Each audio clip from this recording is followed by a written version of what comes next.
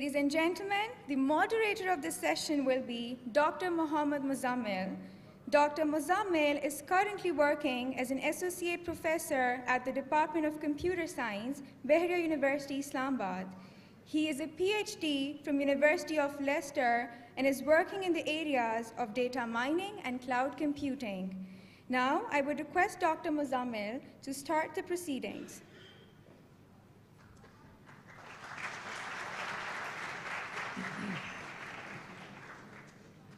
Bismillahirrahmanirrahim. Assalamu alaikum and good afternoon. Thank you, Amna, for the introduction.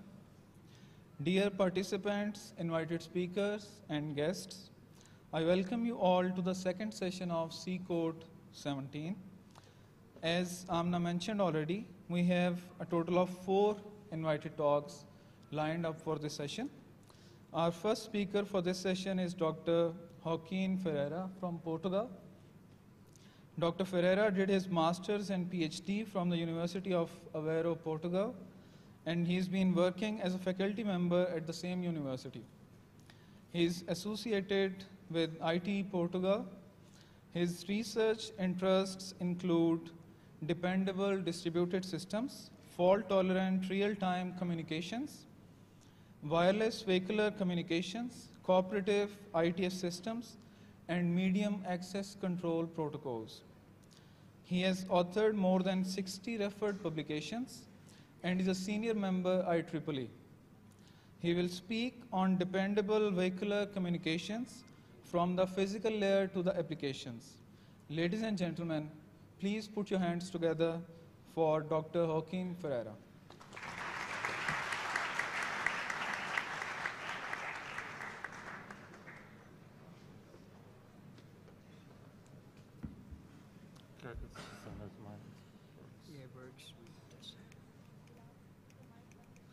Okay.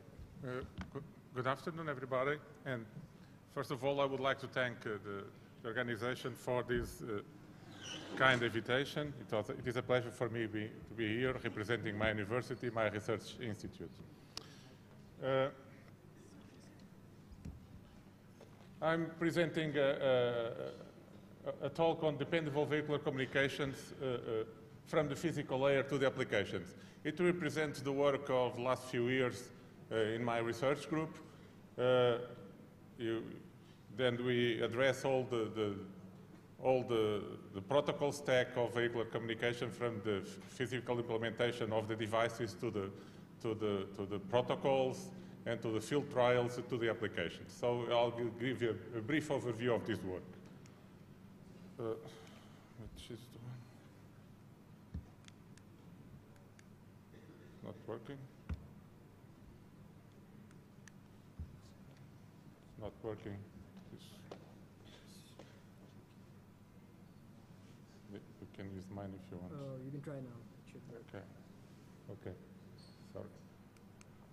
Okay, I'll give you a brief introduction on the status of the vehicular communications. During 2015, there were close to 25,000 road fatalities in the European Union. Vehicular communications is a promising technology that can have a great impact in reducing these very bad numbers.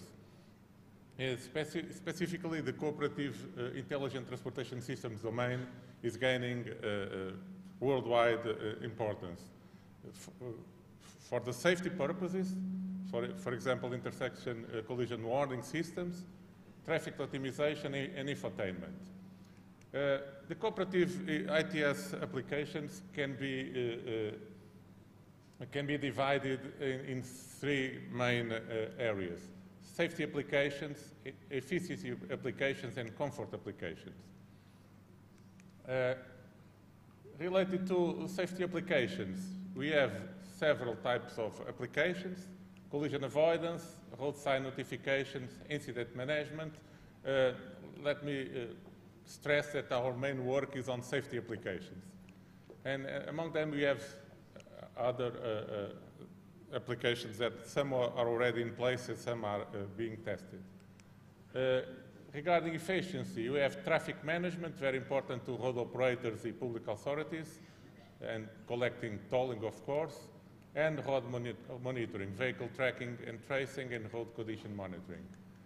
Concerning comfort applications, we have entertainment, in-car entertainment with distributed games and downloaded music and videos from the internet, and contextual information, restaurant information, for example, smart parking applications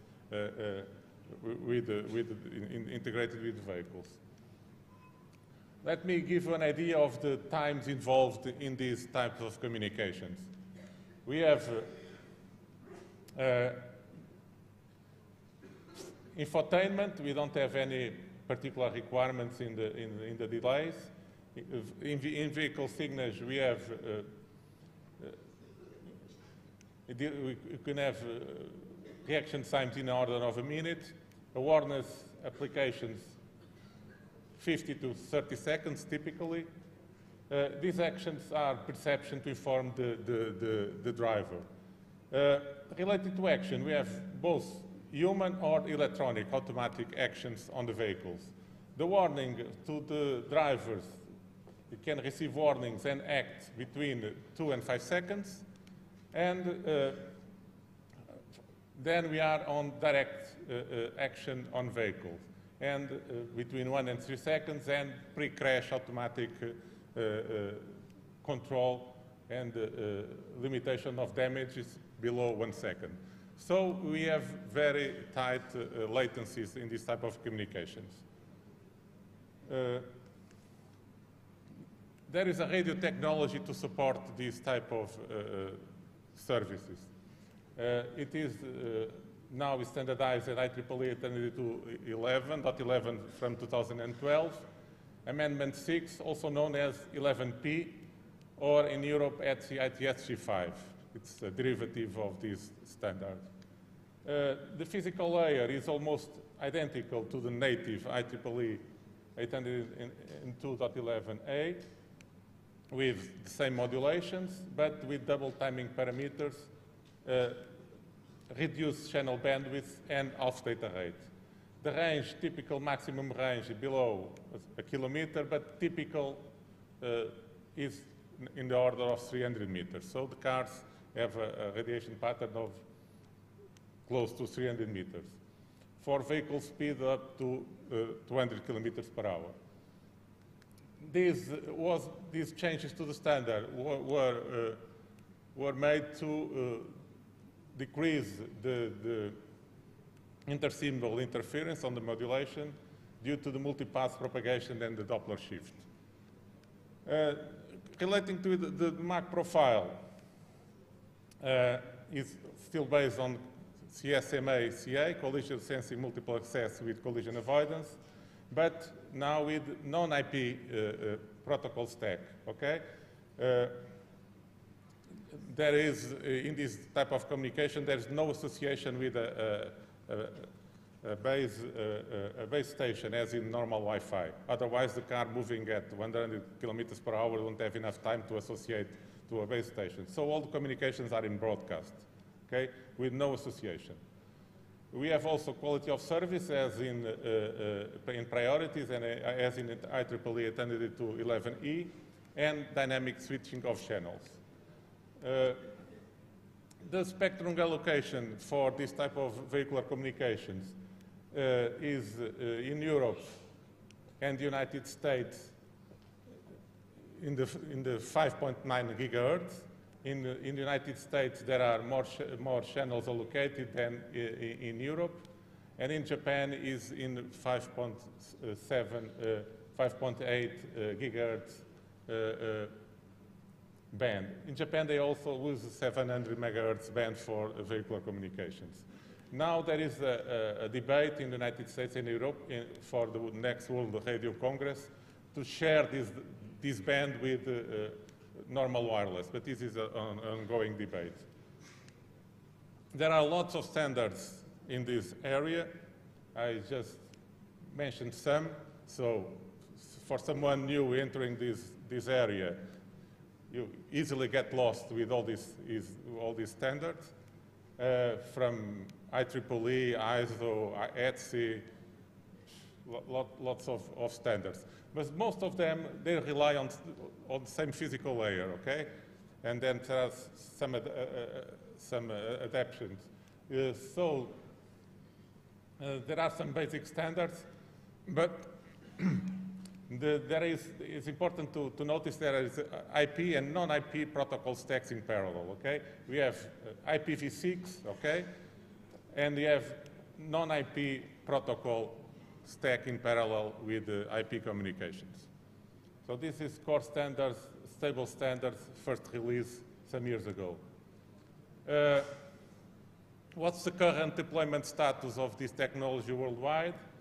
And the enabling technologies to support all these cooperative applications has been validated for more than 10 years now. Okay, there are pilots, lots of validation on this technology for more than 10 years. In Japan, there are already over 2,000 cars equipped, 200,000 cars equipped with this technology. In the United States, deployment is planned for next year, and in Europe, is planned for 2019. So you have these acronyms, WAVE, ITSG5, they are not compatible. They are all based on the same physical layer, but WAVE is wireless access in vehicular environment, and ITSG5 is European standard with 2 radios in parallel, okay?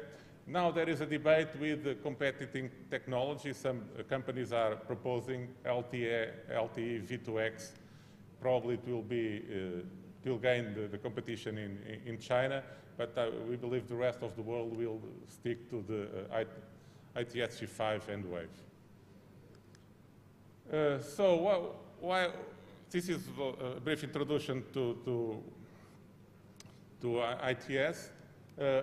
Our work in our group since a few years ago. So we develop everything from scratch, okay? We have industry support. Our partner on this research is Brisa, a motorway operator in Portugal, a big one for Portugal. They own about 1,300 kilometers of motorways with tools, okay? So they are very interested in this technology. They decided to invest in this.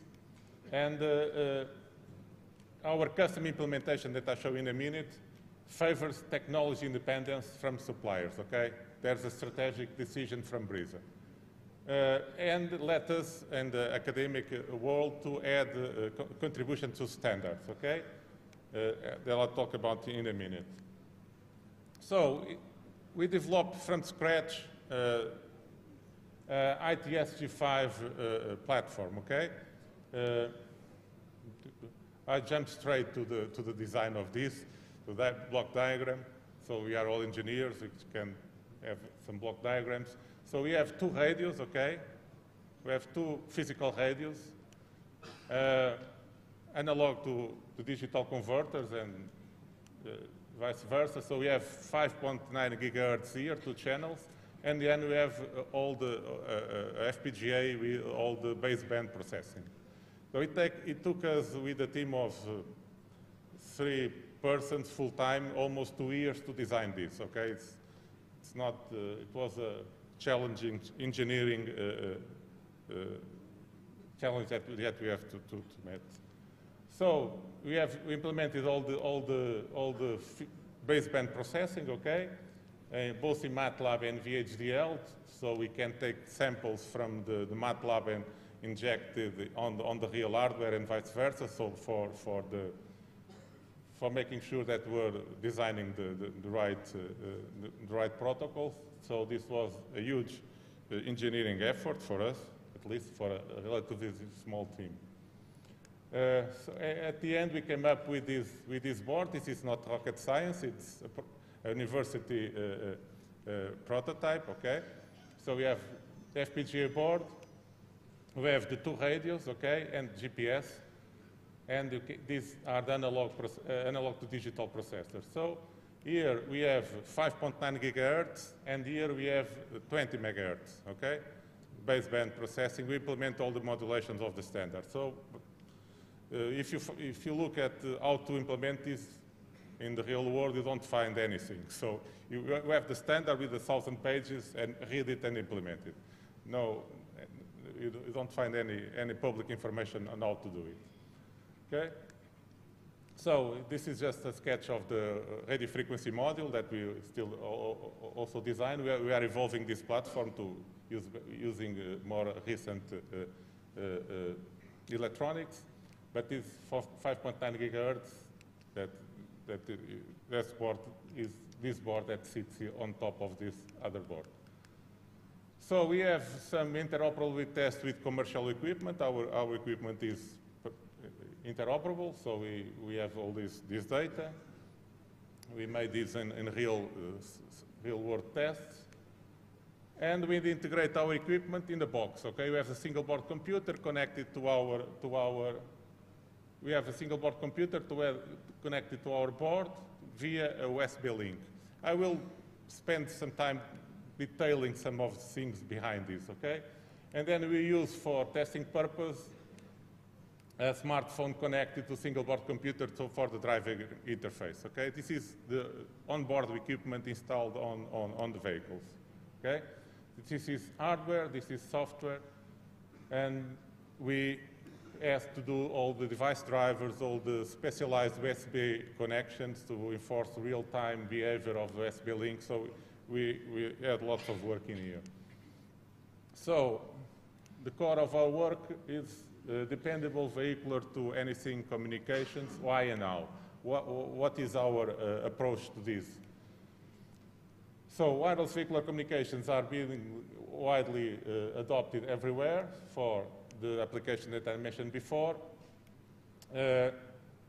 Conventional telecom operators are not a perfect fit to this type of communications. Why? Because of determinism of the communication, the performance and cost limitations. But in the near future, we believe that all these LTE, 5G will cooperate with ITS-G5. Safety vehicular communication require deterministic communication. So it's mandatory to have real-time communications if you want to have cooperative intelligent transportation systems. But the problem is the limitation of IEEE and 102.11p, the medium access control, which is based on collision sensing multiple access.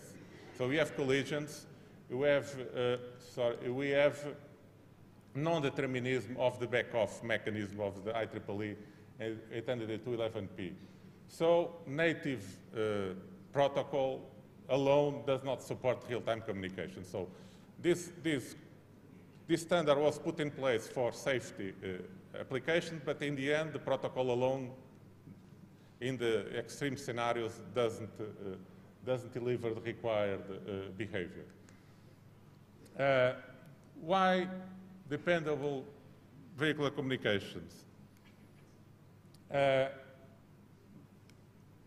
Wireless vehicular communication do not seem to require dependable behavior because they do not yet support closed-loop applications. We have each car has their own application that they do not cooperate.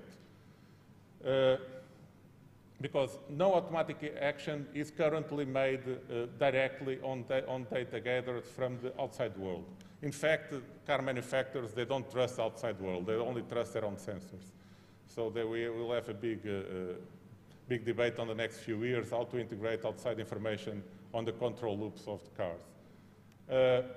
What's the problem with all these issues, with the cooperative systems?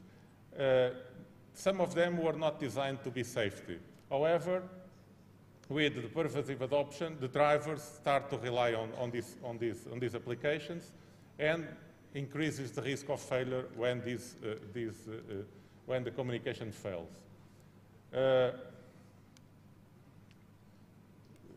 For example, currently drivers rely on ABS and ASP, but are they really trustworthy? They are because they have a mechanical backup. When the ABS fails, we have the pressure, oil pressure on the braking system that still brakes. But when you go fully electronic and fully control, so we have to have other cautions. So which are the threats to dependable vehicular communications? high packet error rate, because this technology has a very high packet error rate. Hardware and software faults in the mobile onboard units, as well as the roadside units, okay? And this gets worse in dense traffic scenarios, where the collisions, packet collision significantly decreases the bandwidth, and the number of vehicles exceeds the bandwidth capacity. So if this connected with unbounded backoff, in some scenarios there could be troubles. Of course, there are mitigations for this. You can reduce power level, you can do lots of things, but still at the end you can have troubles in worst case scenario.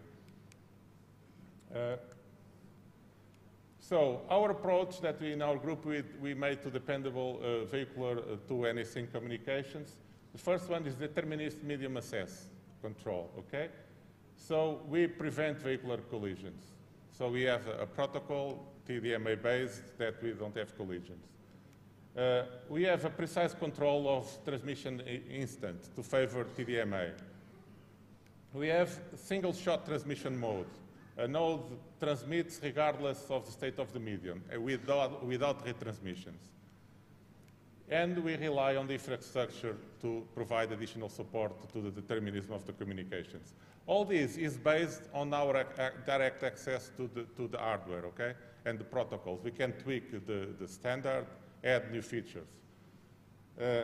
On top of that, we have a fault-tolerant network architecture. We implemented fail-silent roadside units.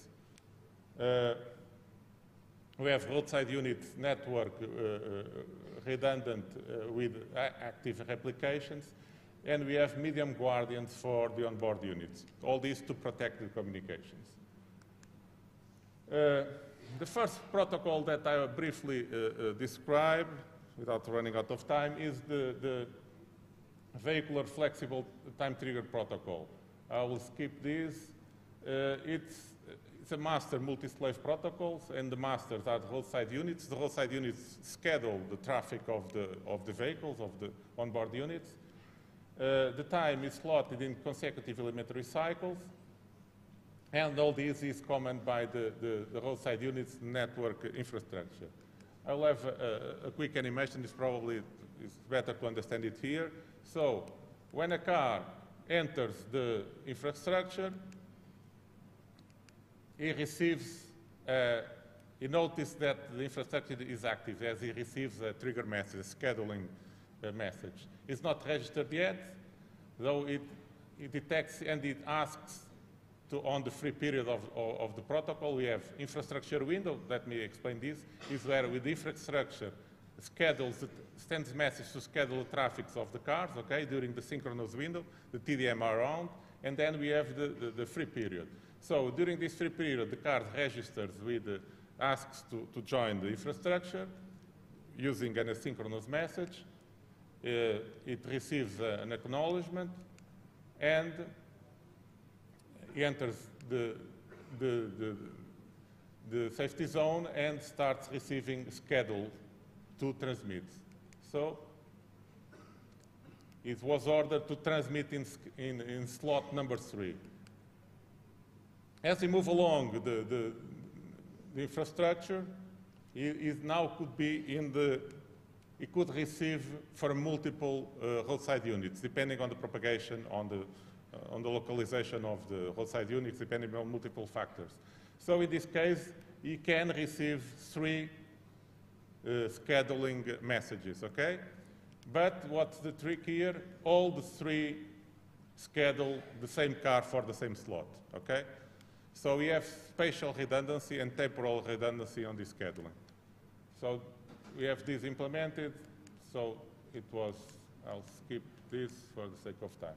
So this is our fault-tolerant vehicular network. We impose fail-silent in the roadside units, both in time and value domain. So we have 2 boards, and each transmission is compared in this timing and value, okay? Otherwise, a node only transmits if it is correct. If it has a fault, it stops transmitting, okay? So I'll detail some work that we did to enforce real-time channels between the single board computer and the FPGA via a USB link. So we have custom implementation of real-time channels over USB, okay? It involved work at the hardware side to specialize the hardware, at the software side with the device driver that we made. So we have this part here in hardware, and in software, the upper Mac. So you have this USB link that we specialize, and we have also an enhanced lower Mac. The lower Mac is implemented on hardware. So this is some details of our device driver. I'll skip this. So finally, there were lots of details that I can share with you afterward, but let's move to some applications that we made. First one that I want to show is the field trial of an European project, and then is the eCall++ that we recently implemented. So we installed in Lisbon just 6 roadside units, okay, in the motorway.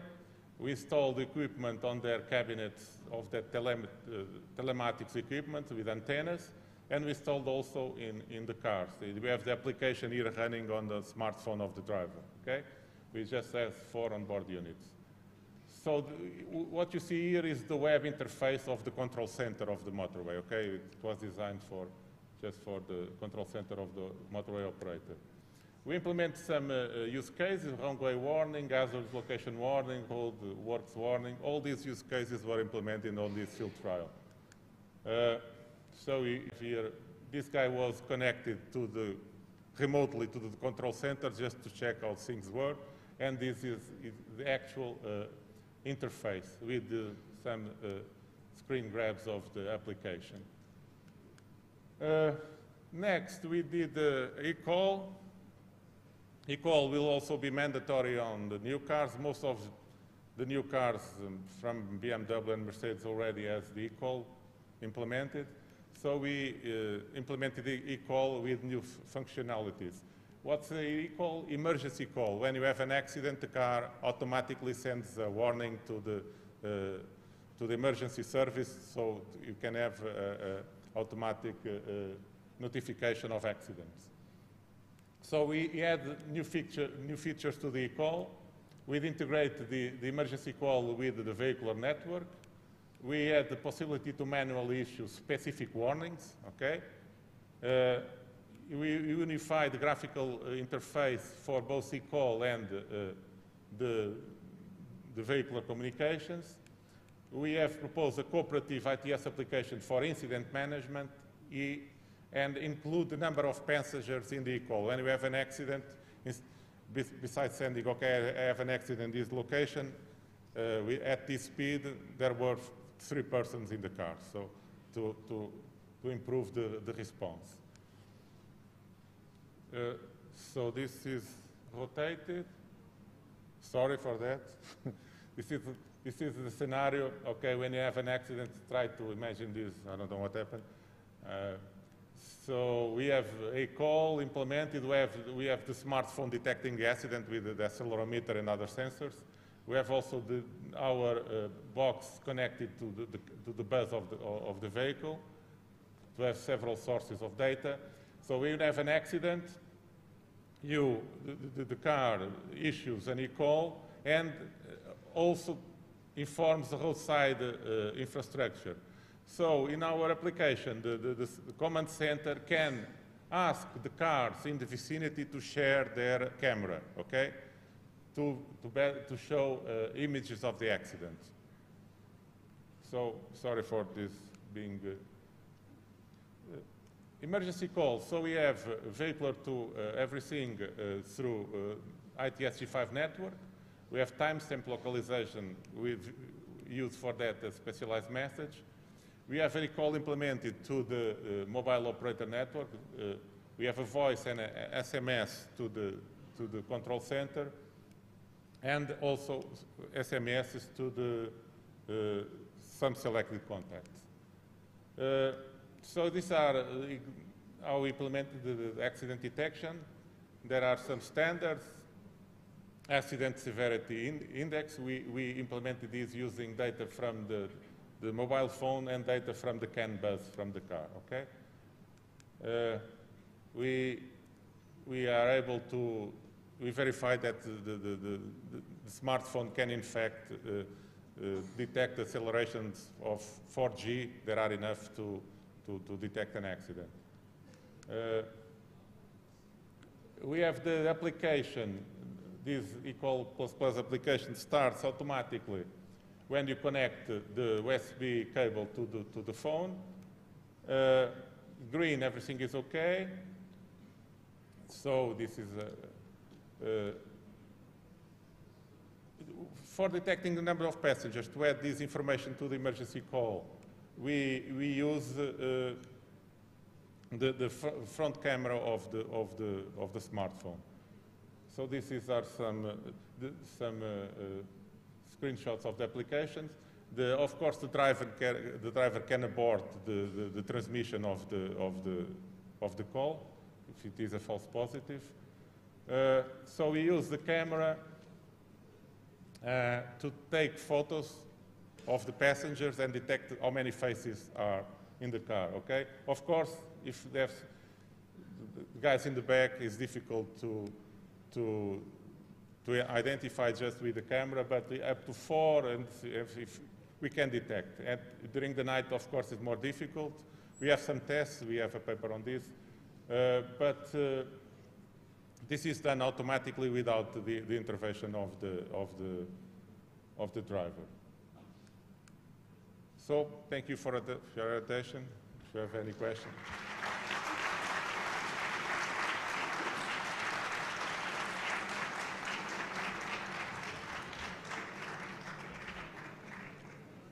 Thank you, Dr. Okay. For the wonderful talk.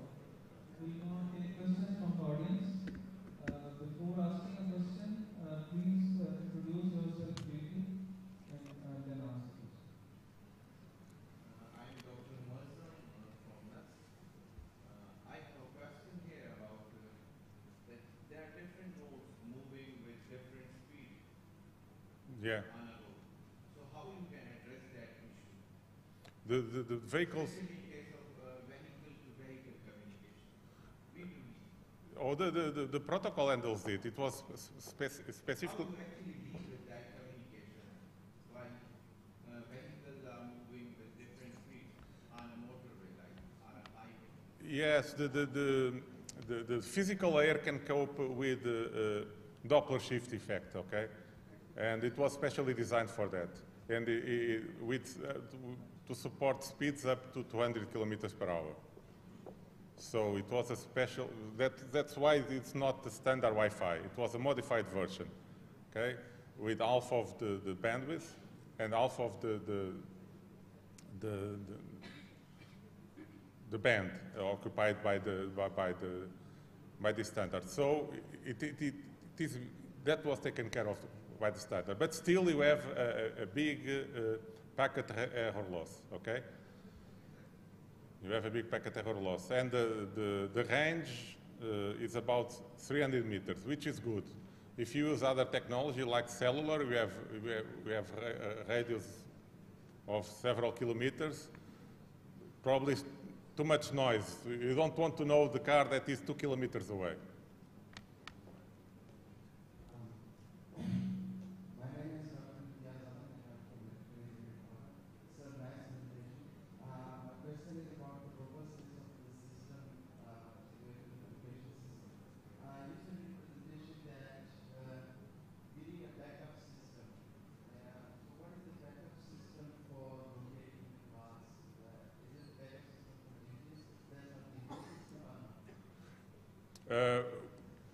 In our approach, we are sponsored by a motorway operator, so we rely on the roadside units.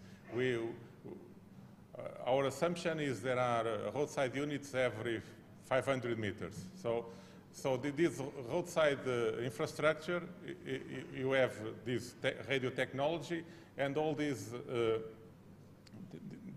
network has optical fiber interconnecting all the nodes. It has a network architecture.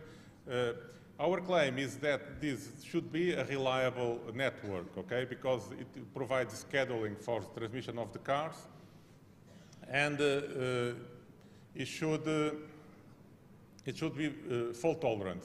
That's why we implement the roadside units fail-safe.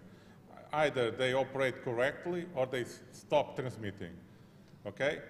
So for that, we duplicate each roadside unit, and you put another piece of hardware at the output to compare the results.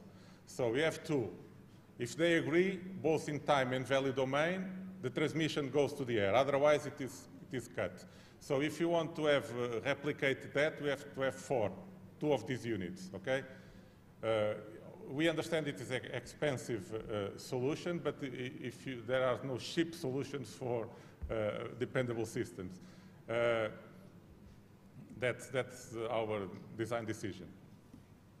Let's thank Dr. Ferreira for the wonderful talk, and the questions they can always be during the lunch session or after the session. Let's thank you. Okay. Thank you.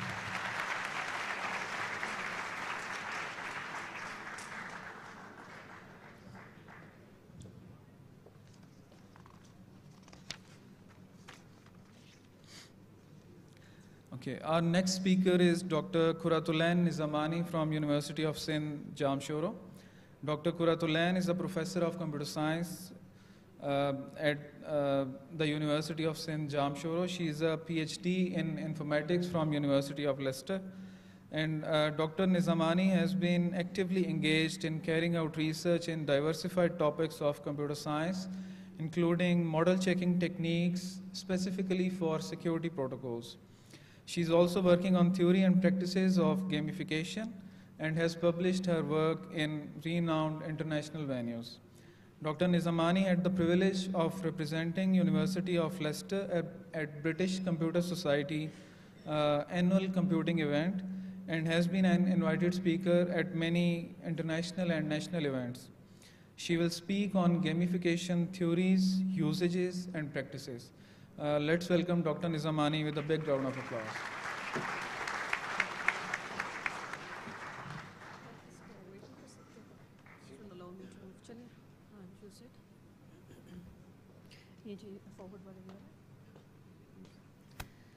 Thank you, Dr. Muzammil, and thank you, Team C Code, for giving me this opportunity to talk to all of this wonderful community. I will talk something different, something about fun. So the topic, as it says, is gamification, theories, usages, and practices. All of you, I'm sure, are familiar with the concept of the video games, and I'm sure all of you have played video games at a certain part of your life as well. So what comes in your mind when you think about the video games that you have played? Probably fun. It keeps you engaged, provides you challenges. Gamification is actually a technique to bring all those good points of gaming techniques and bring them into non-gaming environments.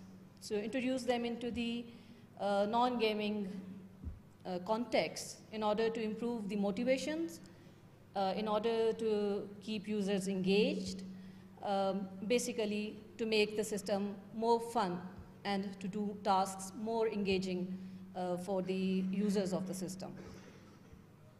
So as you can all see, it's basically all the characteristics of games that you are familiar with: the challenges, the competition, the fun, the feeling of being continuously engaged into the activities, and finally it will bring about the motivation for the users to keep going on. Motivation, as we all know, has been an important factor that scientists have been, researchers have been studying since long. So gamification has a history much older than what has been mentioned over here.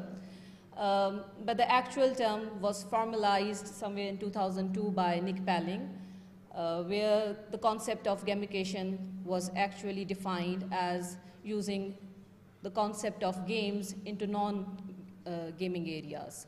So the non-gaming areas could be your learning systems, it could be your organizations, it could be health, it could be government systems, it can be anywhere. Though the term was introduced by Palling in 2002, it remained quite dormant till 2010, where most of the companies actually started using the gamification layers for their systems.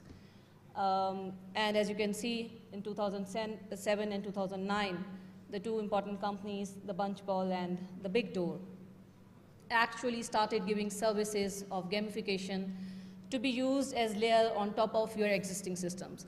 So please note that it's not a complete game when you are implementing gamification for your systems. It's not the virtual environment that you are creating. It's just the key elements, the key mechanics of the games that you are going to introduce into your systems as a gamification layer. So where gamification can be applied and for what particular uses you can use it. One of the most important usage of gamification is customer engagement. So currently, all of the big giants, for example, Nike, Samsung, the most important business are actually using gamification. So probably you have seen these things and have not noticed that they are part of the gamification theory. So one of the most important application is customer engagement. So as you shall see in my presentation, I have certain screenshots from those websites as well, that all these companies use gamification elements to increase customer engagement, to bring them back to their websites, to increase the loyalty of the customers. So it's not only about the business, it's about the organizations as well. So if you see the organizations, the employees are doing the repetitive tasks. Sometimes they don't feel motivated to do those tasks. It's just the repetitive and routine tasks for them. So in order to improve their motivation and in order to make them more, the routine tasks more interesting for them, gamification can play a role. So basically, you are all motivated by competition. So if you see one of your employees, one of your colleagues, one of your peers doing different tasks, performing different jobs, earning different points, earning different kind of the badges, probably you would get motivated to do your task more on time and more actively. Similarly, it can be heavily used for training and education. It could be the school systems, it could be the e-learning systems, where sometimes the users of the systems don't feel motivated enough to continue the e-learning systems. They just go through one or two parts and just leave the systems. But if you have a gamification layer on top of it, you should be able to engage your users of the systems to complete the actual tasks, unlock the challenges, unlock the levels, move forward and complete the whole courses. Similarly, it can be done for the personal development. So for example, we have lots of applications now in place. There's an application called Fitness Pal that allows you to see through different calories that you are using to keep yourself active and healthy. Similarly, health systems, we shall see in a while, there are certain applications for this purpose as well that motivates the patients to take their medicines on time. They can also be used for actually keeping you in a healthy lifestyle, and many more. This is just not an exhaustive list of the applications of gamification. Now, the basic elements, as you all know about the games, is what we call PBL, points, badges, and leaderboards. So points, you all know, are basically a way to keep your scores, keep track of your scores, and it is the basic data for the designers of the gamification.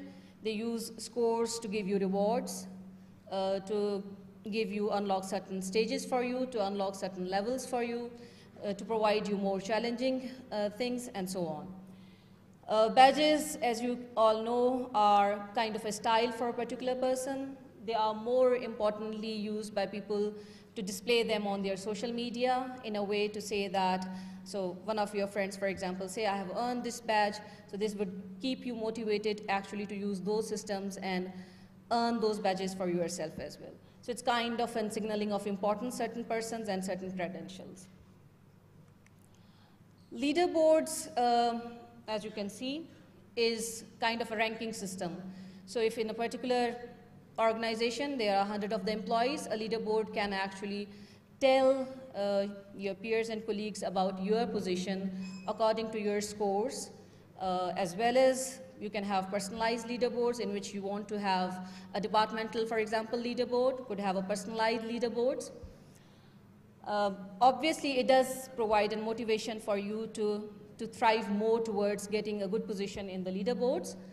But along with that, it has a danger as well. So if you see yourself lagging behind a lot in this leaderboard, you find yourself at the position number 99, probably you would get demotivated actually that you can move further up to the top-notch positions. Now, when you are designing any gamification system for your existing systems providing a gamification layer, basic elements are PBL. But before applying the PBL system and the rest of the other components of gamification, we need to understand our players of the game. So a player could be the user of the system, it could be consumer of the system, it could be the customer. And as mentioned by Bartle, a player can be of different type depending upon his nature. Bartle has actually given this taxonomy before gamification for the video game players, which says that players can be of 4 types. The explorers, the achievers, killers, and socializers. Though this is not the only type of categorization, there are certain other peoples working on the other player types as well. And so, for example, there's a type which we call philanthropist and so on. But this is the most common type of the players that you must decide upon before developing your gamification system, that what is your target audience, what is the user of your system. An explorer, as its name says, is the one who gets its most, motivation from just exploring the system. So they want to find out new paths. For that, they would like to have probably solving some kind of the activities, doing some kind of the activities to actually explore more. Okay. Then you have achievers. They are the ones who are actually the competitive ones. They want to reach at certain top positions, to gain the points, to gain the badges, and so on. A socializer is the one who likes to interact with the more people, who likes to have more friends. So they play with other people, they like to play with the other entities and actually populate their list of the friends as well. Killers are more like achievers, but are the negative entities. They are not only interested in winning the game, but they are also interested in making others lose. So it's not important only for them to reach at the top notch, but they are more happy with kind of having those stuff that will make the other people lose. Now, player's journey is also important, that when you have identified your players, you should try to incorporate a complete journey for the player where he would start as a novice player and you want to reach at the master level. So the certain factors that are important for these 3 levels is when you want a player to be novice, you want to keep them on board, you want to provide them with welcoming messages, you provide them with the possible challenges that they can come across, you can provide them with the possible reward systems that are in place. Experts are the ones who are already in the system, so you want to keep them engaged. So you provide them with new activities, try to make them more challenged by providing the new opportunities to them. And the masters are the ones who would like some exclusive privileges, something that is not available to the rest of the community of novice and expert users. I wouldn't discuss these 2-3 things in detail. It's just that whenever you are going to implement a gamification systems, it's not just about the PBL. So you have to have a more detailed look on the other things, which are the frameworks already present. The basic framework is MDA, which is mechanics, dynamics, and aesthetics. Mechanics are basically the rules of the game. So when you are implementing a gamification system, you have certain data structures, you have certain algorithms, you have rules that a basic player can work accordingly. Then there are the dynamics, which are basically the way your players are going to interact with the system. This is basically when your player is doing good, he would earn certain number of the points. When he would reach at a certain level and he unlocks certain levels, he would be provided with certain badges and so on. And aesthetic is the feel. So it's kind of the pleasure that or the feelings that your user would get after achieving those things. This is one of the another framework, which is, my apologies to my Chinese fellows, I do not know the correct pronunciation, Yuki Chao framework. which basically is called octalysis because it works on the different core drives for humans, and there are 8 such core drives, and hence octalysis. And it has 8 main core drives, which are epic meaning and calling, development and accomplishment, empowerment of creativity and feedback, ownership and possession, social influence, scarcity and unpredictability, and loss and avoidance. Epic meaning is kind of the thing which is where people like to do something for the community. So they want, for example, certain people like to do and maintain blogs, for example, Wikipedia.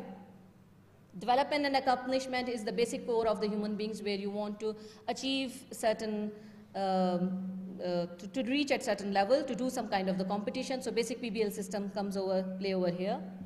Empowerment of creativity and feedback is all of us wants to be creative. There are people who wants to try different combinations, and not only they want to try different combinations and provide you a creative output, they want a feedback on that. They want a response on that as well. Ownership and possession is about our desire of having more. It could be a wealth, it could be actual money, it could be the artificial or the virtual currencies, could be the virtual reward systems. It could be appreciation as well. Social influence and relatedness is our capability of being the social element in us, the core capability of social element, where we have all those feeling of competition as well as envy. So if we are seeing our certain friend or colleague reaching at a certain level, we want to achieve or attain those targets as well. Scarcity and impatience is our desire of having something when we can't have it. So for example, in the games you might have seen that you would be able to get this reward or grab this reward after 2 hours. So this would keep you engaged into the game. You would keep thinking about those rewards that you are going to get after 2 hours. Unpredictability and curiosity is again is the derive of something that is not available to you right now, something which is not visible to you right now. So for example, in the games you have certain levels that you have not reached, but you have a desire of reaching those levels to merely see what is over there. And loss and avoidance is, as its name says, the fear of loss, that once you have reached a certain level, you want to keep going on because you do not want to lose what you have already acquired. Though gamification is in place in lots of applications over there, as we shall see in a while, however, there has been lots of criticism as well. Main of the criticisms on gamification are those that have been listed over there. Most of the people are using gamification is just points, badges, and leaderboard systems, and they are not completely utilizing the concepts of the gamification. And hence, most of the websites that you use are using the gamification layers are actually using less than 50% components of the gamification. And the concept of gamification is to take your user and take him along through an experience. There should be a storytelling, there should be an experience of gaming which is missing. And most of all, the criticism which is the most severe is there are 2 types of the motivations. One we call intrinsic motivations, the internal motivations, and there are the other which we call extrinsic motivations or the external motivations. Intrinsic motivation are basically our inner desire of doing something. So for being a mother, I raise my child for no external reward. I just do it because I have an inner desire of doing it. And external motivations are those which are basically triggered by the external rewards. So you have, as an employee, you want to have some kind of bonuses. When you are doing the gamification, you are looking for certain rewards. And the basic criticism is external motivations are actually making your internal motivations die. So in order to have successful gamification systems in place, they should be very carefully designed so that the external motivations do not kill your internal motivations. It does not have, the gamification is not limited to the businesses only. It has a lot of research opportunities as well. Different kind of the research can take place. It could be different type of the frameworks for different areas. It could be the actual applications. So for example, one of the researchers had worked on children's understanding of law in their lives. So they have a gamification system through which they understand how much children is understanding the law. For example, I have co-authored a paper regarding gamification and which talks about the virtual organizations and virtual breeding environments. So we have a gamification frameworks that talk about how preparedness can be done in virtual organizations, breeding environments. So one of the important resource could be Badgeville, which is one of the very important website for gamification. You would see across lots of gamification in place. And you can probably see lots of examples and lots of the current activities that are going on. One of the things, I won't mention all of them, one of the things is gamification of the government. So Chinese government has introduced a gamification-based system which are supposed to be launched by 2020, and it's called seismic credit system. So Chinese government want to see how much loyal their citizens are to their community. So you get more points if you are paying your bills on time. You get more points if you publish something good on your social media about China government. If you buy your local products, you will be getting more points. And for that, you have certain rewards as well. So for example, if you go to certain hotel, you do not need to pay the deposits because this shows that you are an obedient citizen. This is just to motivate you people that the gamification is already, it's not just a buzzword, it's already in practice, it's already over there. So this is a screenshot from Nike Plus, which is an app introduced by Nike, kind of things talking to things. So you have a sensor in your shoes, which would track how much you run, how much you exercise. And based on this, you can be collaborated with all those in your community, and you will be provided with points, how much you have actually achieved through your exercises, what is your position in your leaderboards, in your friends, in your peers, and so on. So this all is from Nike Plus. This is another resource, which is Treehouse. Is basically an e-learning system for, you have different tracks, as you can see, the Ruby, the JavaScript, the HTML, and so on. And it again provides you different kind of the badges and points once you have completed your tracks. This is a typical example of customer engagement. Step 2 is a toy shop, which actually provides you with different kind of the scores. If you keep coming back to your websites, if you keep giving comments onto to their websites, if you keep giving reviews onto your website, so you get different points, and for which you can have external reward system for it as well. And similarly, Samsung Nation is an application, is an app which is again working for the customer loyalty. They have avatars, they have leaderboards, they have points and badges system in place as well.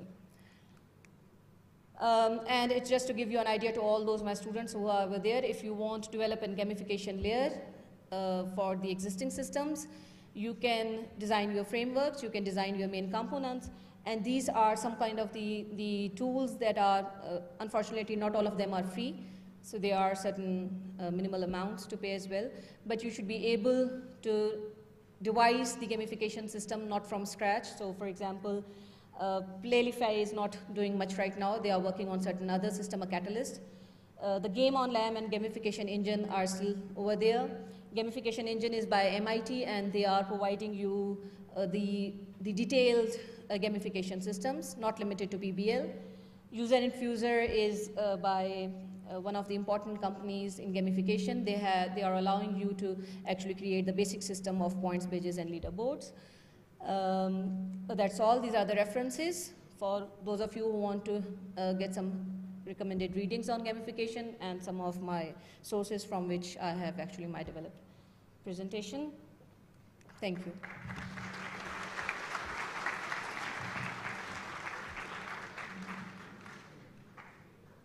I think we are running a bit out of time, so we'll keep questions to the end of the session. Thank you. Thank you. Thank you.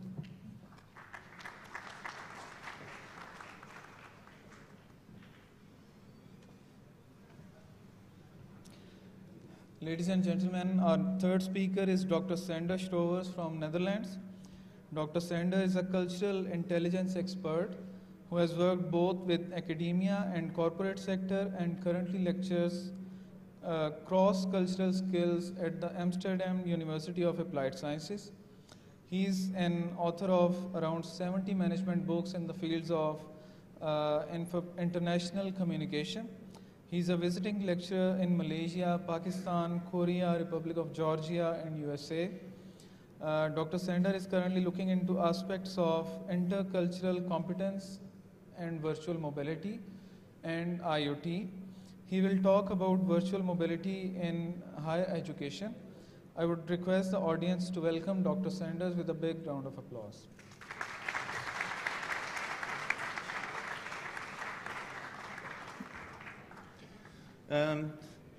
Distinguished speakers, guests, colleagues, thank you. Students, it is truly my privilege to be in Islamabad. I really like your city. Listening to your minister and also myself, I'm passionate about languages and also about your country. Permit me please to start off a little bit in Urdu. I'm going to try. Assalamu alaikum. I hope aap sab theek mera naam Sander Schroevers hai. Personal name the way it ought to be pronounced. My name is Schroevers. And I work for the Hogeschool van Amsterdam. Thank you.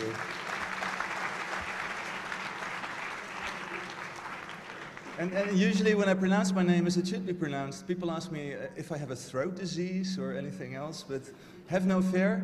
In fact, if you pronounce it properly, the influenza expert in London, formerly in Europe, they managed to calculate that it's healthier, 20%, to pronounce it our ways for the nasal and throat area.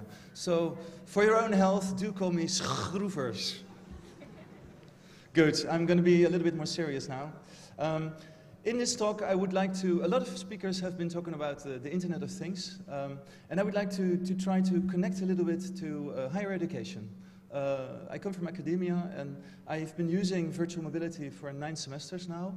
I'd like to elaborate a little bit on that, and also I would like to connect it to the internationalization of higher education. Again, your minister, his last words before he stopped, he mentioned the soft skills, and some of these I would like to address in this talk. But first, going back in time, do you remember this? Some of you probably were just born then, the ones in the back, but I did have to work with this. Well, and if you've heard, earlier speakers said how many machines soon will be, or things will be connected to the internet. It's amazing how we got there. Because in fact, ICT solutions for more than 15 years have been in place in higher education. And that's why it's so funny that it's such an underestimated tool to use them in academic practice, other than what we have now, which is a lantern for PowerPoint, or we share a spreadsheet, but we don't really use it for internationalization, for instance. And that surprises me because it's so available. We can connect to the world in few clicks, but we hardly do.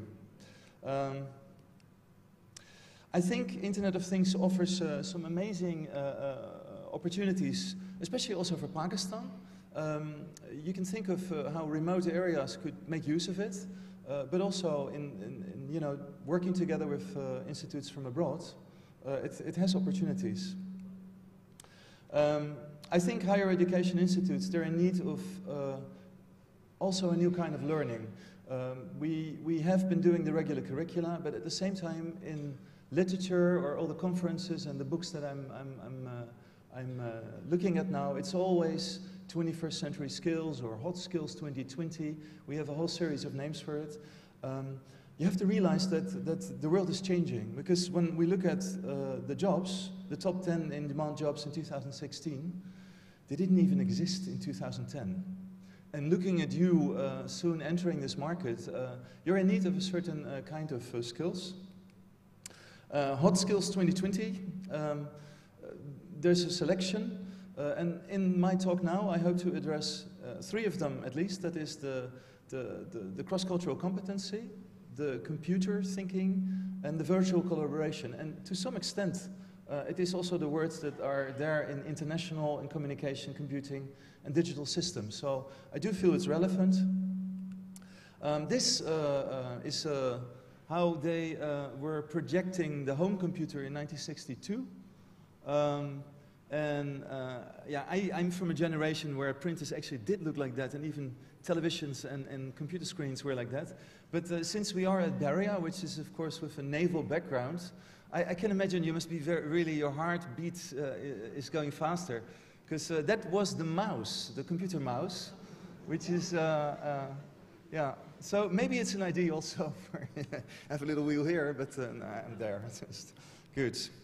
I have the privilege to every summer, we have a growing group of Bahrians who visit my summer school in Amsterdam. I love to have them, I love to have you, and I think it's really wonderful because as visitors, they also bring diversity to the classroom.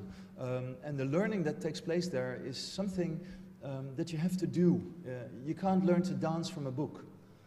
And if you do, I'd like to know which title. But you have to do it.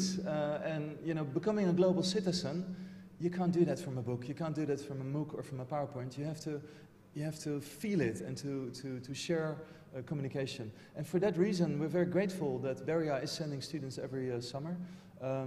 Because it allows us to have mixed teams, mandatory. So nobody with the same passport or postal code is in a team.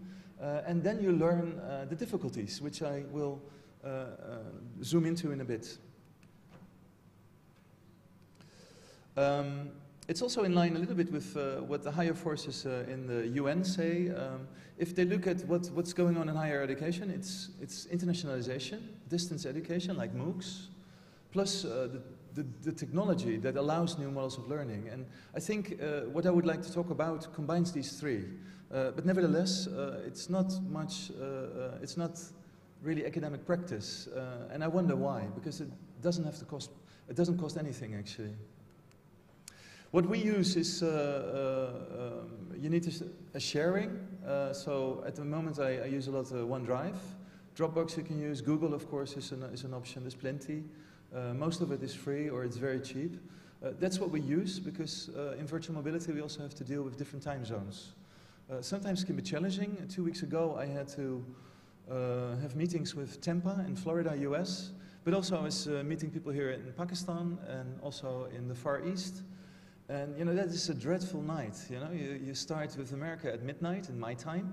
But then, of course, towards 4 o'clock, Pakistan was waking up and said, "No, I'm going to university now." And I thought, "Oh, I'll never sleep." And then, so it's always challenging because in Amsterdam they do call at 9 o'clock in the morning, and that leaves you with very few hours. So, if you're that into engineering, could you think of something for the time zones, please? That would make my life better. This is something that solves the time zones. It's web lectures. It's a system that we use plenty. In fact, now that I'm here, my students don't have my classes today, and I just sent them a hyperlink. I said, "Look, I'm not there, but here's a web lecture." It is a combination of PowerPoint and video, and the nice thing is wherever you click, that's where the video starts to talk, and it's very convenient. It's 24/7. And it allows you to pause your teacher. That's something that will not happen now. So in that sense, it is innovative. This is something else. This is at Cisco. Their European headquarters is very close to my university. That is me. But this gentleman is actually not sitting on the same table because the screen stops there. And it's a room you can buy from Cisco, which is about $100,000. It's challenging, I agree. So what my manager, when I told about it, I got this. I actually was kind of hoping for this, but nope. But the funny thing is that these screens could be in entirely different places. This is in Mexico. Actually, he's also sitting in Amsterdam, but it could be here. And there could be Taipei or Shanghai, doesn't matter. And the table continues, but also there. And here you have the ambilight around it, allowing you to have the same. So you buy the whole room with the chairs, with the fine margin anywhere. The first 2 minutes is a little bit difficult, and after that you never want to use Skype again. It is amazing sound quality. Your eyes need to get a little bit used to it, but it's really like if we are sitting on the same room. And this, the price is the problem, I think, But this is the best experience I've ever had with, this kind of virtual collaboration, this virtual teamwork. It's fantastic because nowadays in the world we have a lot of these virtual teams. They meet at airports 2-3 times a year, and for the rest it's over digital media. This is brilliant. You can really reduce your travel cost. The reality of things is that actually usually I'm in situations like this, and probably you also have these licenses in the software that you have. And I also noticed that more and more is taking place just on phones. And it works. Yeah, I took the former rector, Mr. Iqbal, but this is that simple, and it's something we all have in our pockets, and it's there. And provided bandwidth is strong enough, we're in business. So, we should think in higher education of simple models with easy entrance and allowing you to work on your soft skills. This is a very boring model, which I'll share a few seconds with you, which I made in 2014 with a Danish colleague. But what we did is that we tried to look at, is it very much corporate oriented, or is it more in university academic? And is it really totally in the university, or is it also virtual? And if you divide your learning in this way, you can also think of certain teamwork or virtual teamwork or blended or really work placements. So this way you can, get foreign experience even virtually. You can work for a company in Hong Kong, but you're actually here in Islamabad. And we have now experimented for a few years with this kind of virtual work placements. It does work, you do get new knowledge as a student at very low cost and no hassle with visa and that sort of thing. Obstacles, yeah, there are plenty, but looking at the time I should make it really, but just some quick ones. Government requirements is really a pain at times because it takes time. And what is really difficult is the daylight saving time. Sometimes they have it, sometimes they don't. And then you're sitting with a classroom all waiting. Said, yeah, we're waiting. Said, no, it's in an hour. And we've had that too often. So for that, timeanddate.com is a good solution. But what it doesn't tell you is, for instance, in maybe also in Portugal, but we had it in Spain and Italy, certain cities have local saints from the religion. And that means that on that particular day, in Milan, everything is closed. But we can't see that on the websites we use, so you really have to be very careful. A word on MOOCs, because if you read on Internet of Things with education, a lot of times people talk about MOOCs. I think if we take a little bit of a strategical look at MOOCs, MOOCs is fully online education, where you actually can get credits. If we look at MOOCs, then I think it's fair to say that the classic universities a little bit missed the flight there. Because if I look at the market parties that are the platforms that are running the game, they're not traditional universities. Some happily are, but overall the majority it's not. As an outsider, sometimes it's healthy. So I was thinking, if we look at Internet of Things, maybe we should, maybe Pakistan can make use of the situation and put the smart minds together and see how can you prevent a situation that, for instance, in my case, I worked for a platform in Germany, Diversity. They asked me to do a MOOC on leadership.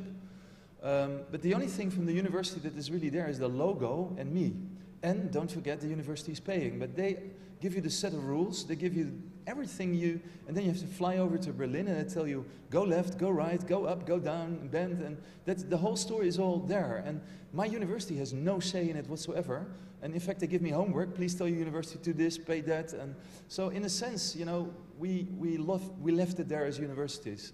And if you still have the opportunity now with Internet of Things, maybe it is good to have the High Commission of Education, which the minister referred to also look ahead. Don't drive with looking in your, and I'm sure that my colleague Ferreira will agree to that, don't drive by looking in your back mirror, Look ahead, plan ahead, and take control, take the driver's seat, and don't become somebody who's paying for the drive that you provide, actually. Yeah, so just, if you are divided, then maybe you should share forces, share vision, and act, because you'll be better off in the end, I think. Also, some relativation about MOOCs, because if I look at some of the big market players, the German platform Iversity I referred to, they went bankrupt. I was working really the whole summer on 2 MOOCs, and I don't know if you know about MOOCs, but it's a lot of work, a lot more than a regular semester. So my summer was over the books and the computer, and then all of a sudden they went bankrupt. All this work, all this investment, my home room turned into a TV studio, green screen, widescreen, video lights and everything. Try to explain that to your family. But so what we see now is that also Udacity, they're shifting towards not so much the MOOCs, but the SPOCs, the small private online course, which is actually paid and usually for corporate.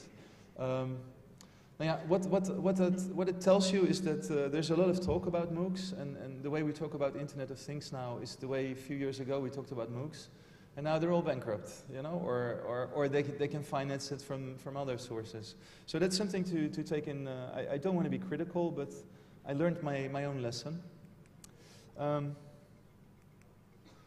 Well, this is an old ad from Apple. It's amazing. I want to talk about another possibility for Internet of Things combined to education. Robots. Make no mistakes, robots are coming. They're coming fast. Like one of our distinguished, our keynote speakers said, doctors should be afraid. I also know we have a visitor who is about, your son is going to steal taxi drivers, their income. What about us teachers? Students we can never replace, you have no worries, but yeah. So that is a thing, you know, if you have the technology to make perfect lessons, it is a new model that is taken there. So it is interesting. I want to talk about robots, but then the classic type, you know, like the scientific movies. I brought a few. These kind of things. It is basically just a Segway with an iPad on top. But they are using it already. Sloan is using it at MIT, and they're very satisfied with it. And the advantage is that from leadership perspective, you can share leaders over different locations. And funny enough, the people working with it got really used to this kind of machine bzzz, coming up to your desk, say, how are you doing today? And responding to that, to another human talking to a machine. And there are no big problems with that. So also we see that sometimes in remote areas, the teacher is the robot. And here it comes, it's a cost reduction. Oops. Yeah. And then also we see that people that are being hospitalized or have difficulties, they can be in class. They can, from their bed, they can, just on a phone or on a laptop or on a tablet, they are steering the computer. It's a bit like this. This is your navigation. And this is what it is, the boss is bzzz around the room. What was a bit funny is when you look at the guidelines that the producers are giving, this is double robotics from the guide to telecommuting. This part selecting, remove a chair from the conference room. So you have to take one so that the telecommuter can actually take part in a meeting. Which of course is funny because he's a little bit higher, or she. Give the remote worker a dedicated space. And at the end of the day, always drive your double back to the charging dock. Because otherwise you are out of business the next day. It's new habits that come to the work floor. These things go fast. Since there's a cost reduction, you'll be surprised. And the experiments that are taking place with it are not that bad. So, yeah. Then I want to talk about one aspect. If we are talking about Internet of Things, I really hope, inshallah, that it will be that the things will talk like human beings, and that it's not for me to become a thing.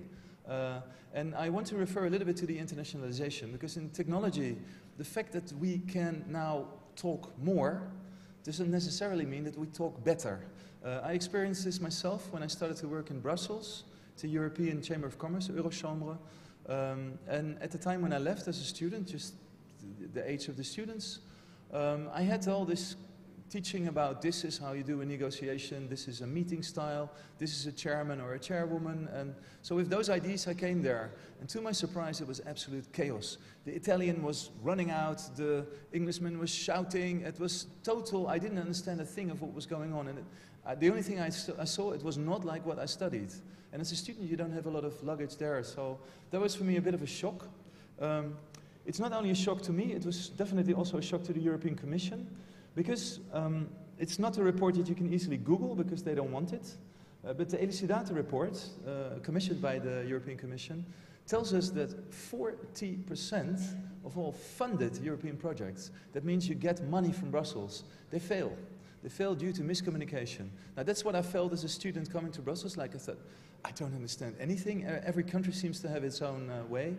The moment we start to internationalize, and people, we are internationalizing, we have an unprecedented globalization. The growth that your minister was referring to, I hope it's going to take place here, and I think you have a great opportunity, especially if you work on your bandwidth and availability. Anything that can be digital will be going to the place where the service is good and the price is cheaper. So if you can manage this combination, you're a winner, and I truly hope so.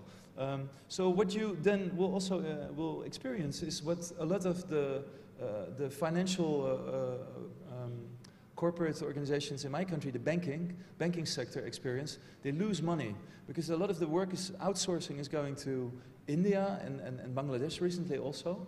And we can't seem to communicate.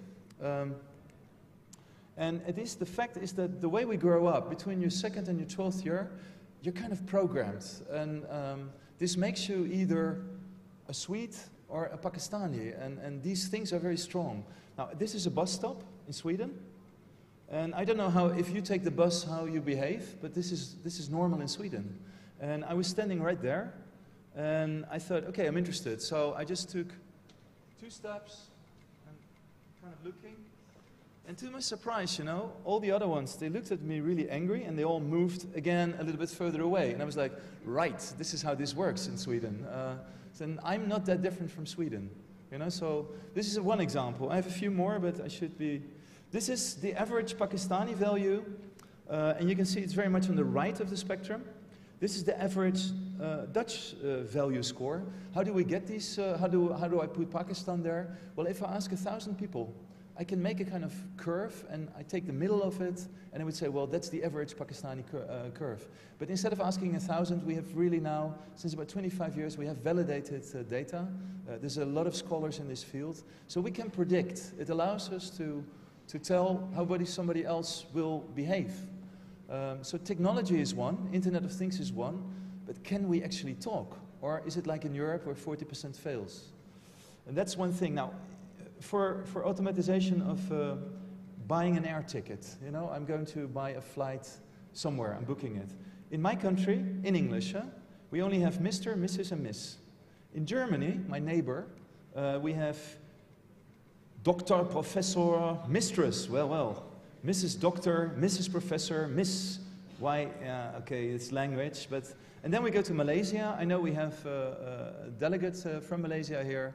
And I made a capital mistake because I didn't call somebody Dato. I had no clue. But the lady of the Dutch embassy said, "You fool, you didn't call him Dato." And I had no clue.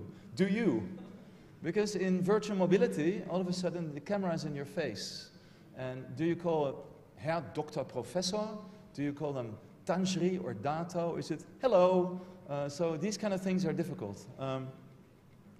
And this is about directness in communication. This is especially for Germans or for Dutch or for Swedes or Danes. This is Americans as well. It's a big problem. Where would you position Pakistan? Next to what country? A little bit of gamification here. Close to China, you're very right, it is. Hoppa. So Brazil a little bit also.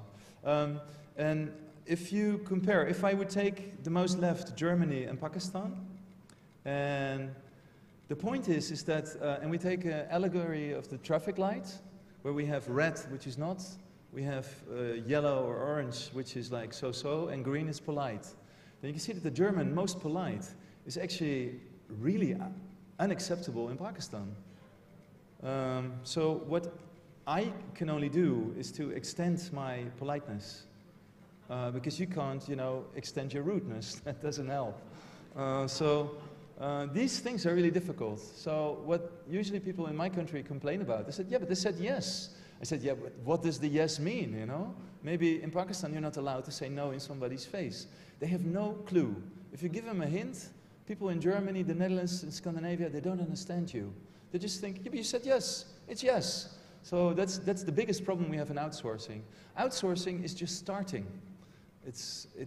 We're maybe at 25%. Anything that can be digital will be going to the spot where it's cheaper. And at the moment, I think we still have a lot to grow there. Yep, there you go. If we look at education, it's changing. It's changing also the direction. It's changing where it's taking place. Now, Central Asia and Asia, you are the winners of the future. So we should listen to you. That's why I'm glad to be here. But also, it means that we are going to be more connected. Are we ready? Do we understand each other? Internet of Things is one thing, but can we play with the machines later on as human beings, and can we interact and understand each other? I think globalization creates new realities. It's changing the agenda of internationalization, and that's changing the agenda of higher education. I think if students only do the classic curriculum, we take away their opportunities for a connected world. We should think more global, act more global, and yeah. I think in short, if you fail to prepare, you prepare to fail. And technology is one, but it's also how do I use it? So if you are designing these things, please think of my little message. I'm running out of time. I have one last minute. So I want to ask you, please reflect on yourself as Pakistani. Connect to the other side of the globe. We're all together in this. Sometimes this is the right choice.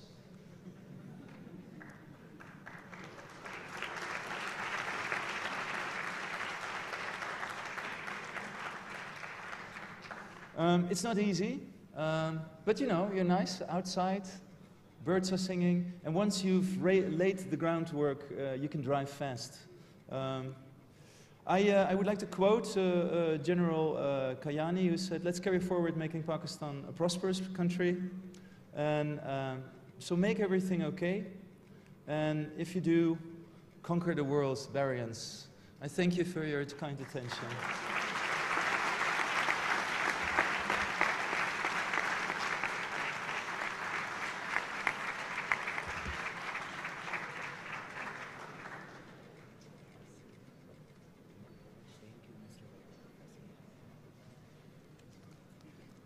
Thank you, Mr. Dr. Professor Sanders, for a very entertaining talk.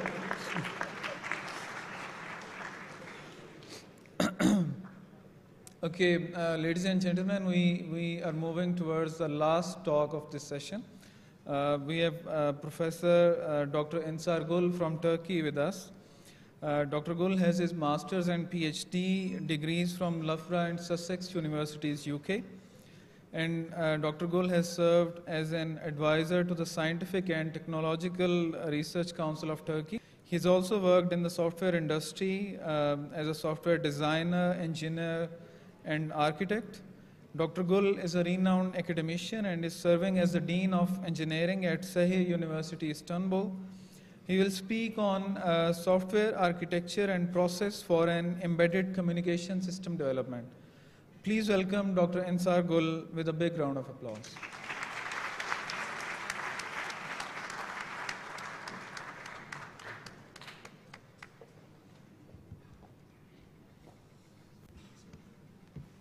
Assalamu alaikum and good afternoon. So, which one? Forward. So, my industrial experience is more than the academic experience. In industry, we developed a system, communication system, and I would like to share our experiences with you. Software development plus the design of the system.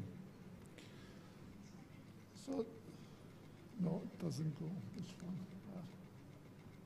So this system we designed had 256 terminals, and there were SPI and TDM buses between the processor and the terminals, Ethernet interface. We had the ARM processor, and of course, real-time constraints. We had to do everything under 200 milliseconds.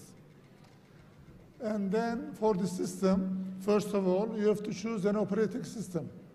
Which type of operating system you are going to choose? Those terminals, they are working in parallel, okay? And they produce events for you at any time. So you have to handle them in real time. So which operating system would you choose, students? Which one? Question for you.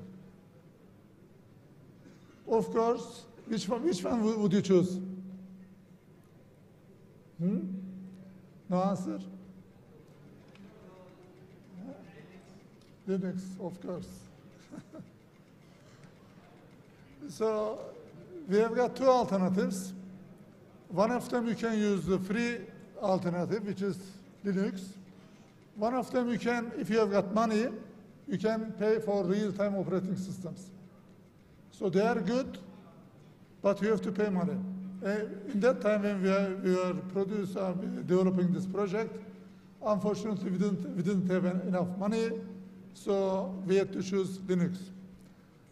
But what we can do, since you have got the source code, you can modify the Linux, you can recompile, you can reduce the size of the code, and you can make it closer to the real-time systems. And we choose Debian Linux. And the next questions,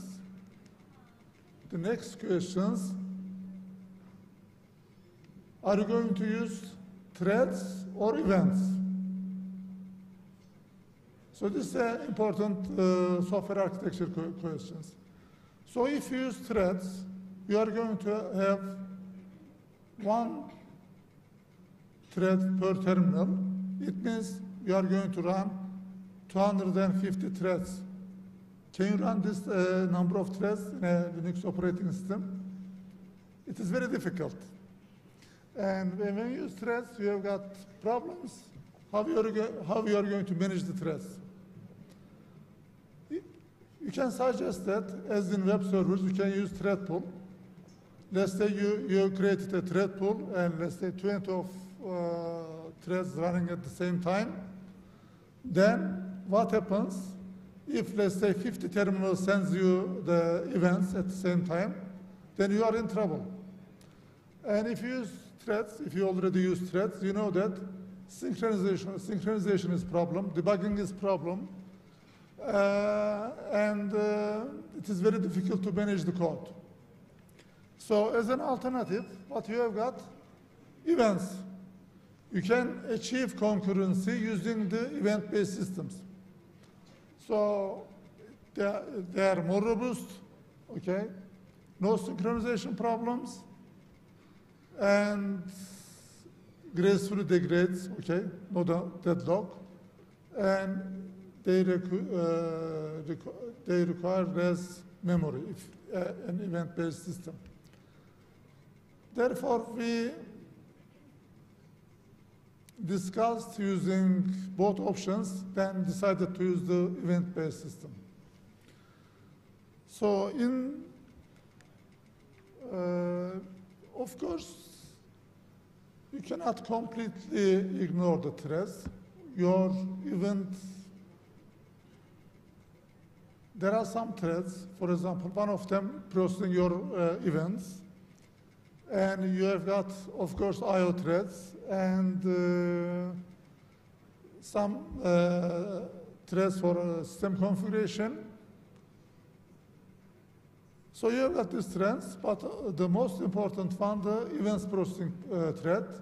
So you can run this thread in a high priority, and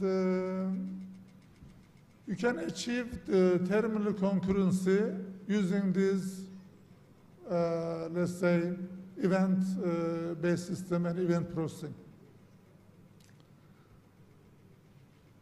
So next question. So this is the diagram. We have got a processing node, and we have got, let's say, 256 terminals. But this system is a general. You can use for other systems as well. You have got less terminals, okay? And this is the simplified software architecture. We have got terminals, we have got a queue, and event processing thread is consuming the events which is on the queue. So how you are going to model the terminals? Each terminal is modeled by a finite state machine. And we have got, of course, different type of terminals. We are controlling the different type of terminals.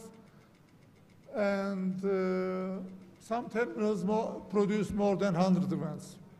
So it's a complicated system, not a simple one. And let's say one terminal has got around 30 states. The other terminal types has less states. Then, as I said, what we do, in fact, simply, we get the events from the terminals or from the outside world, from the Ethernet interface. We place them on the queue, and we process them. Then what about the actions? Terminal is going to do something. Then we have got the application layer. We pass commands to the application layer. Then these commands will send to the terminals to do something. And we have got, of course, the interface layer. In fact, we had two processors, okay? One of them is running our program, and the other one is the DSP.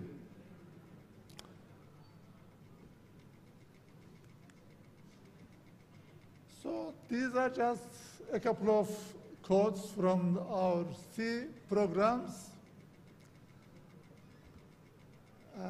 We have got functions for event processing. If a terminal state, let's say you name the terminal state name, and do event, you name the event name. So we gave these specific names to our functions. And of course, we have to use this. Do you understand this code? Yes? So these are interview questions. So if you understand this code, then you can join that company. And you have got function pointer, and you call this function pointer when an event comes, when you process an event. So, as I said, we had two processors, and we have got a common memory. We had a common memory between the main processor and the DSP processor, and we could have sent commands from the main processor to the DSP processor, okay, to do certain actions. And for the programming language, if you are developing embedded systems, C is your natural choice. You can use assembler, but it is very difficult to write complex programs in assembler. So C is a natural choice. But if you use C, you have got some problems with the pointers. And if the pointer is not, you have to check if the pointer is not null or is pointing somewhere. If it is null, and if you want to access the pointer, then as you know, system crashes. And you have to implement your data structures yourself. And you have to deal with the memory leaks. Unfortunately, in event-based systems, there could be memory leaks. It is very difficult to trace them. And novice programmers make lots of mistakes.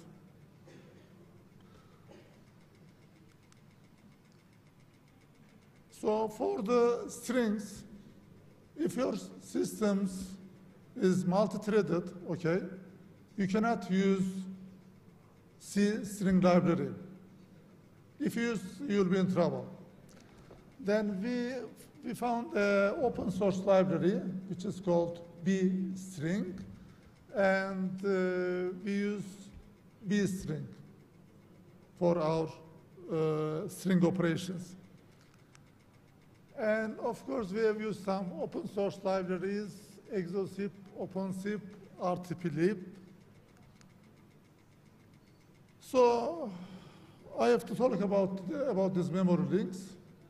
So if your system is running in real time, it means the system will run 7 days, 24 hours. You cannot stop it. You cannot reboot it. So it should run continuously. So even there is a very small memory leak, a couple of bytes, what happens? It accumulates, then you run out of memory, and your system will crash. And what happens if your system is crashed during the day, during the rush hour, busy hours? Then you have to, the customer, okay, just say that, please come and get your product, okay? I'm not going to use your product anymore. So this is very important in the, especially in communication systems. You have to develop a system which runs 24 hours and you cannot reboot it. So for the memory leak detection, how can you detect the memory leaks? One of them, you have to read your codes, okay? But code reading, you can detect some of the leaks, and you can use some tools, static tools. Also, you can use some tools in runtime, like Volgrind, mtrace. But my advice is that you have to apply all of them, because some of them cannot detect some memory leaks, okay? And then you can reduce or you can get rid of all memory leaks. And in our system, we had a RAM, and of course we use NAND flash. And if you use NAND flash, of course, you have to choose a file system. So there aren't many alternatives. We had 2 alternatives. One of them, GFFS 2, and the other one, YAVS. GFFS is free. You have to pay royalties for the YAV. We tried both of them. Then finally, we decided to use GFFS 2. But when we produced, delivered the product to the customer, after 3 months or after 2 months, we had a file system problem. We had to replace the file system, and this happened a couple of times. Then, what can you do? You produce something, and you solved it, and you have got a problem. So we have to rethink about this using the file system, and we understood that if you access the file, if you use the file system, and if you access the NAND flash very often, then there is a problem. So then what we did, we moved to Linux to a RAM disk, okay? And we just kept, let's say, NAND flash access in a minimum level, just configuration file. So we replaced the system, then we didn't have any problems. So what we can do, you can boot from the NAND, of course, and you can place your Linux system to the your RAM, and you can place your configuration files on the NAND flash. So it's a stable system. Then for the web-based management, we use the embedded web server, and we use PHP engine, and we developed a configuration server, of course in C, to make all of these configuration changes. So what about the configuration files? Configuration files means when your system boots, then it reads the terminal configurations, okay? And it configures itself. So at the beginning, we preferred text files, flat text files, because we can read them. I mean, all developers read them. They understand the files. But after we released the product, then system became a complex system. Then we replaced the configuration file with the embedded database, which is SQLite 3. And also, this is another topic, but we expanded the system from 256 terminals to up to 2,000 terminals. So theoretically, it is expandable. I mean, there is no limit. There are only physical limits, your memory limit and other physical limits. But in theory, there is no limit. You can expand your system. So these are the, let's say, main points for the software design. When you graduate and when you go to industry, you may use some of this knowledge, I hope. What about the software process? Let me mention about the software process. We modified the extreme programming and agile methodology for the development. In extreme programming, you know, you have to create the user stories. For the user stories, an experienced engineer was working with us, okay? He was providing feedback and suggestions, and we wrote the user stories with our customer. Then you have to plan the iterations, and we hold the weekly meetings. We have got number of tasks and number of bugs. Then we decide which one we are going to implement, okay? 2 minutes, that's 5 minutes, okay? And so you have to plan every week. And in extreme programming, for example, it says that you have to release very often. But in such a system, complex system, you cannot release in 1 week or 2 weeks' time. You need at least 1 month. So we were releasing the system each month. So we have got open space, of course, and the communication between the team members is very important. And we had a very, again, experienced software developers ready to answer the questions. And we didn't use any metaphor because our customer knows everything, okay? They are experienced. And for the spike solutions, again, you assign 1 engineer for the spike solutions, but you shouldn't use these solutions, okay? You have to throw away the code.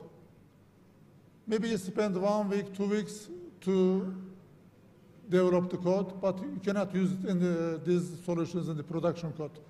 You must throw it away. And why we use spike solutions? Because you have to understand something is going to work or not, okay? Then when you understand that it's working, then you can develop the proper code. And you have to refactor your software. But engineers, when they develop the software, they resist refactoring. They said, we cannot touch the code. But you have to refactor. And we had some major decisions. For example, we replaced the string library with bstring, and we have to rewrite the data structure, and we have to replace the configuration files with a database. And in coding, you have to use standards, okay? You must have standards, but they should be short. If you use very long standards, nobody follow them.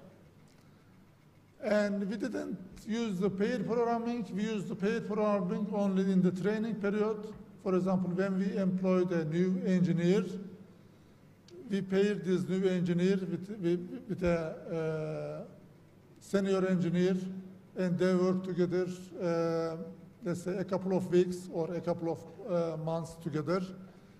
Unit testing, we didn't use.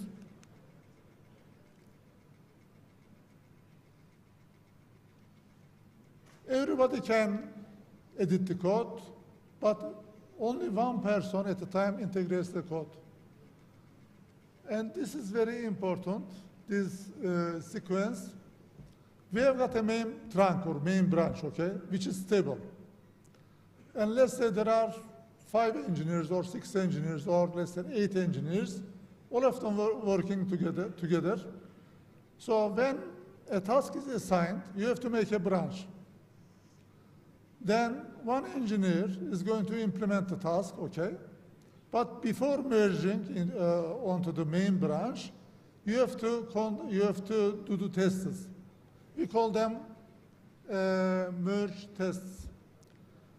If you don't do the tests, then it means you are introducing bugs to the main branch, and it becomes unstable.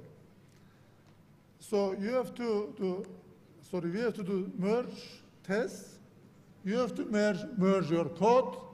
Then you have to do the same test on the main branch again, okay?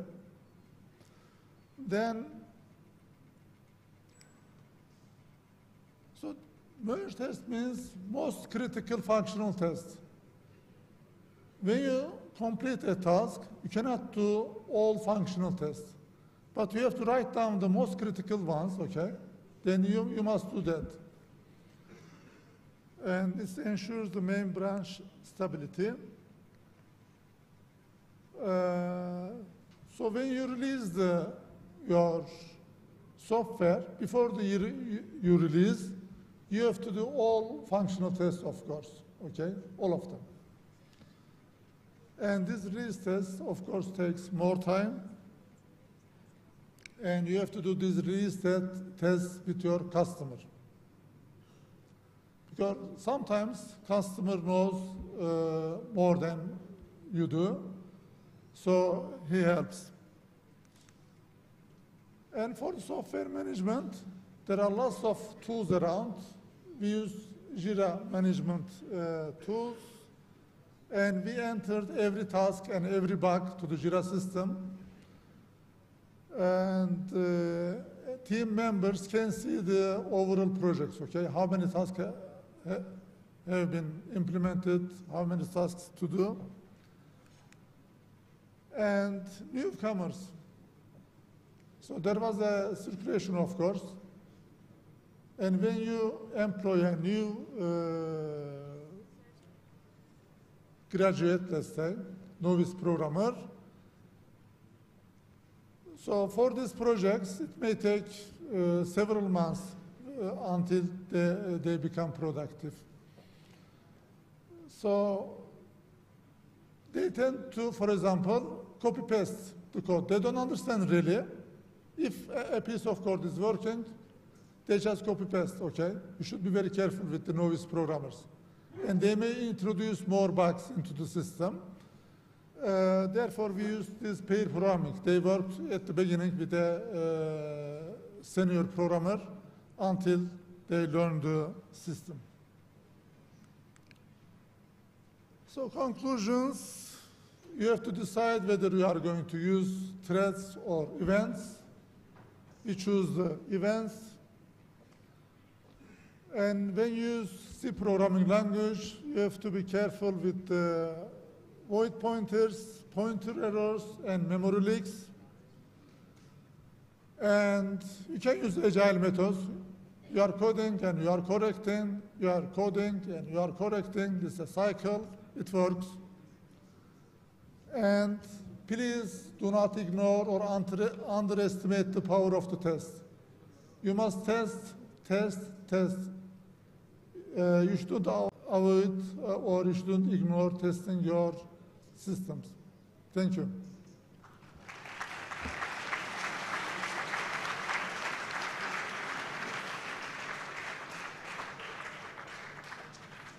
Thank you, Professor Ansargul.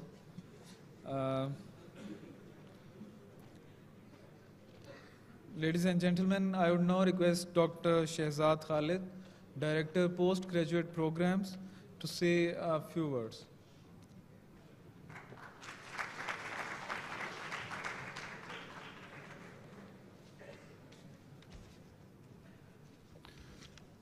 Bismillah ar-Rahman ar-Rahim. Eminent researchers, honorable guests, dear students, ladies and gentlemen, Assalamu alaikum and a very good evening. I won't take much of the time because we're getting late for the lunch. I just want to acknowledge that I am indeed honored to chair this first session of International Conference on Communication, Computing and Digital Systems 2017, comprising of some excellent talks from Dr. Ferreira, Dr. Kuratulan, Dr. Sender, and Dr. Ansargul. I would like to thank our invited speakers for the captivating high-tech talks, which clearly define the spectrum for the rest of the conference. We at Bahria University are very keen for learning new ideas, solutions, developing collaboration possibilities for our undergraduate students, and state-of-the-art research facilities to our faculty and research students. I would like to thank all eminent speakers and the participants for their presence. Thank you.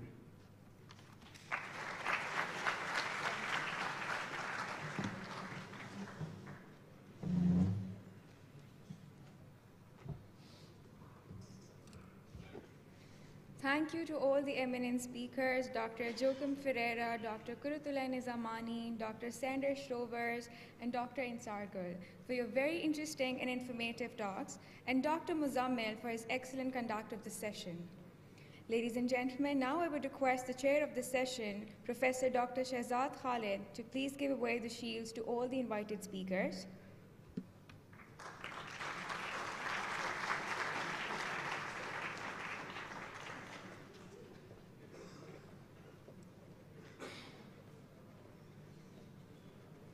I request Dr. Joachim Ferreira to please come forward.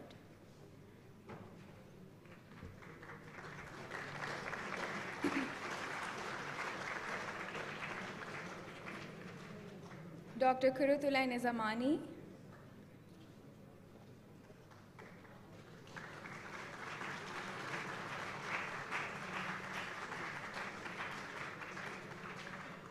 Dr. Sander Schrovers.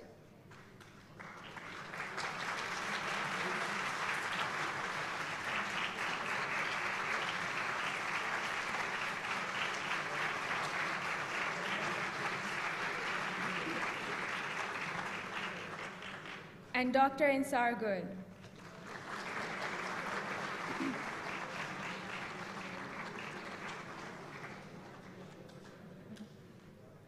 Thank you very much, sir. Now we will have a lunch break till 2:30. You are requested to proceed to Jahangir Khan Gymnasium. The ushers will guide you towards the venue. Thank you very much and take care. Students are requested to please keep seated for 2 minutes until our distinguished guests leave the hall. Students are requested to please keep seated.